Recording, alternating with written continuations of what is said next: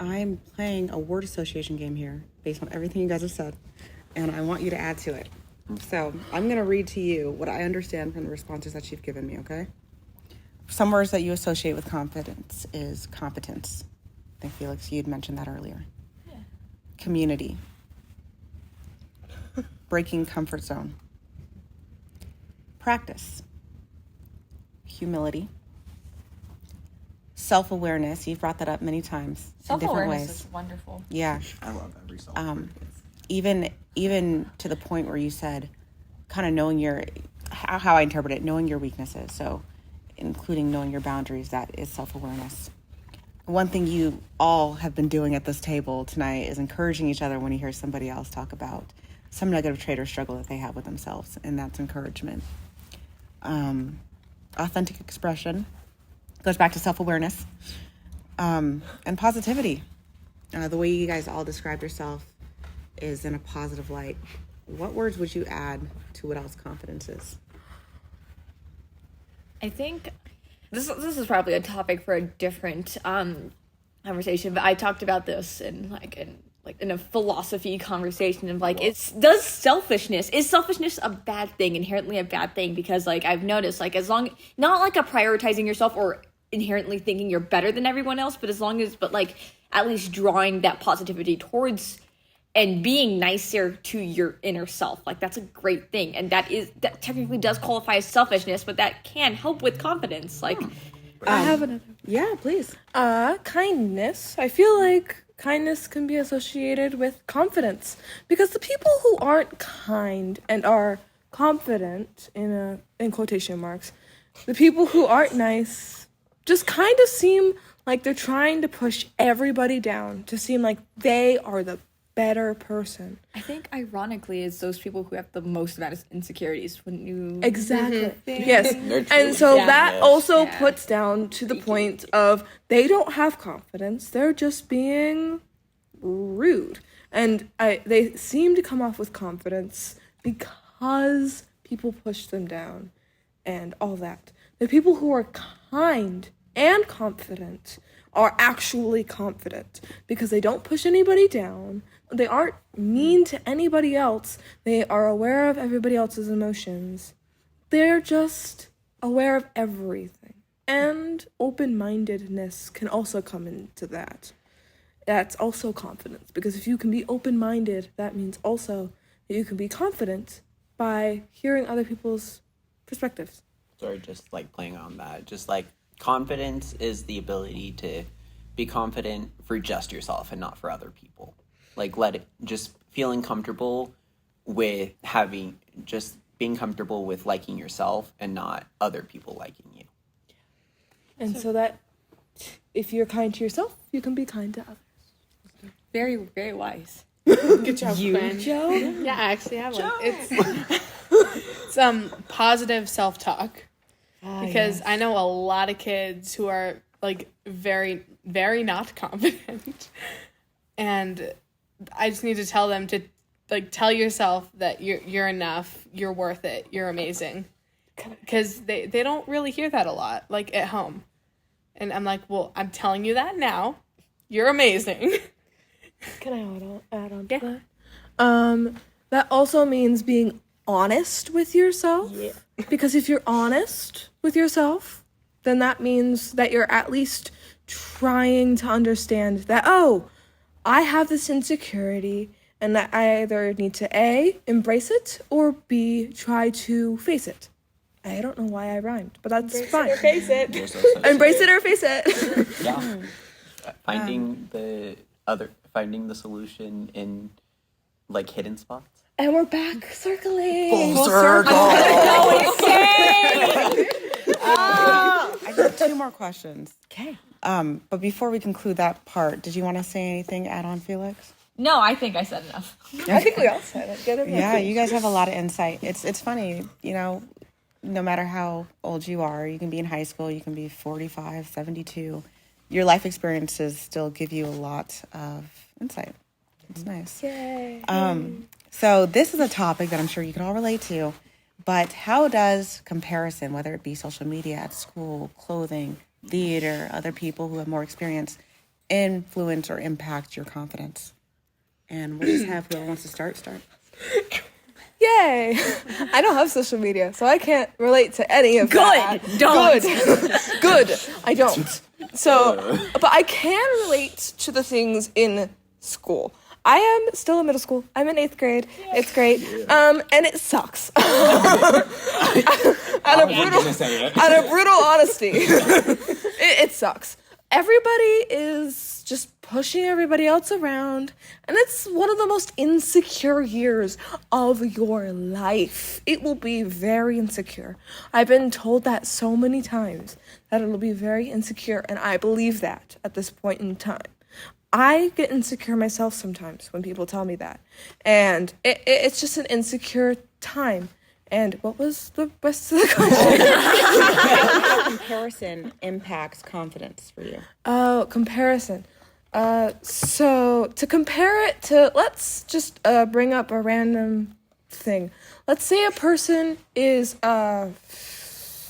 self-conscious about like their height. They can't change that at all. It is in their genetics.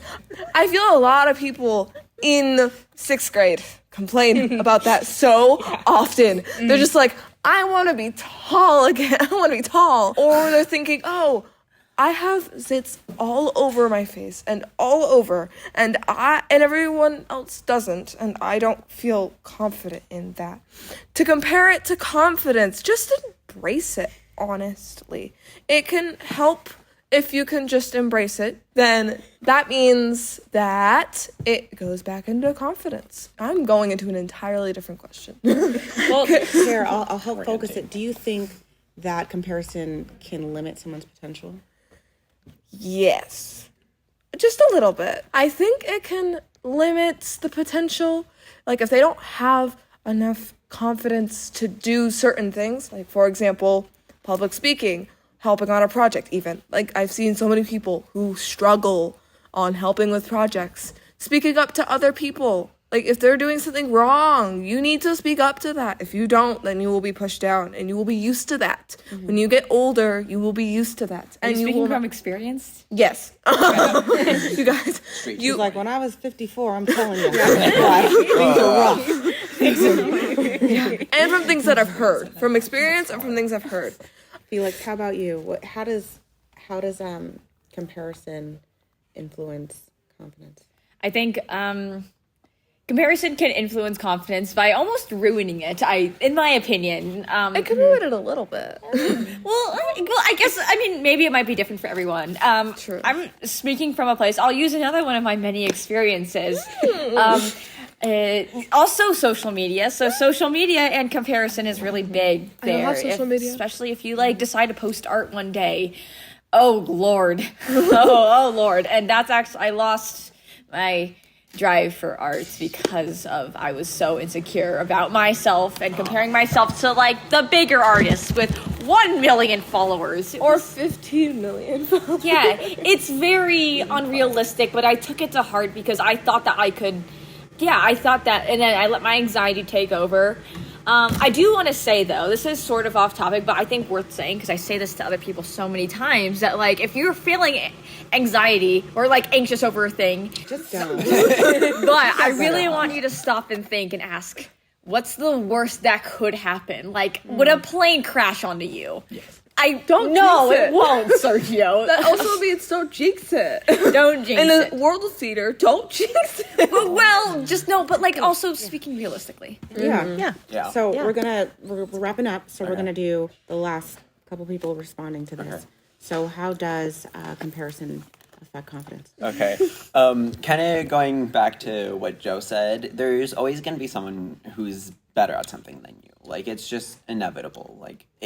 You're never going to be the best at being anything except for really just being yourself. There's always going to be someone taller than you. You're always going to find someone who's a better actor or singer, someone who knows how to draw better. But ultimately, everybody starts at the same spot. Just some people just focus on it a bit more. And it really just shows that people interpret things differently. If one person sees a professional artist, that makes them go, oh, I want to do something like like that, but another person can see it as that's never like gonna be me. Like something I personally saw was I used to like absolutely love drawing like Felix, and people like kept telling me I was good at it. And then around like middle school, I saw people doing like super hyper realistic things, or like actors like on Disney Channel where like they were my age or younger and they were already super successful in their careers, and I was a ensemble character in my local production, and it just like really hurts the ego. But I think as long as like you see those, and instead of saying it's something to compare yourself to, but instead of like maybe seeing something to like work to, and instead of seeing it like a roadblock of like someone already taking that path, just seeing it as a guide and like helping you work through it. All right, Joe, same question for you. Yeah. As like a younger sibling, you do find yourself being in your older sibling's shadow, like a lot, especially if you have the same hobbies. And like you're always comparing yourself to your older sibling. You're like, oh, I wish I looked more like them, or I wish I acted more like them. But the truth is, also tying into Felix's thing, just like be yourself, because you can only be a better version of yourself. That's a great quote. So, one last thing. Make it super quick, I promise. Yeah, you're so doing great. We're going to conclude this, but I wanted to hear from all of you, because I do think this is meaningful, and everybody can use encouragement, and everybody can build their confidence. You can think of each other, and you can figure out one thing to say to each other, but what's something you would tell somebody struggling with confidence that's in a low place? One statement. I want you to keep it short and simple, okay? Okay. So we're going to start with you, Felix. Something I tell someone who's struggling with confidence. You start, Quinn. Okay. I could try. Just work through it. If you don't, you'll fall. Just do it. Yeah, just do it. Copyrighted. I think you can only ever be the best version of yourself. So just know that and just keep getting better. You are enough. You are loved. You can do it. Very nice. We got this. All right, 3, 2, 1. Full circle. Oh my gosh. Amazing. And thank you, Bola. Those were really good questions. And I really appreciate all of you guys sharing all of your thoughts and your experiences, your humor, your goofiness, your ridiculousness, your support of each other. And maybe somebody out there will learn something from all of you today. Stay tuned for upcoming episodes of Hear the Beat, where we will explore what's happening with our production of Junie B. Jones, how our students build character while building empathy, and current events in our school programs. Beat Children's Theater is a 501c3 organization that has been serving the Central Oregon community for 18 years. Discover ways you can support Beat programs at www.beatchildrenstheater.org.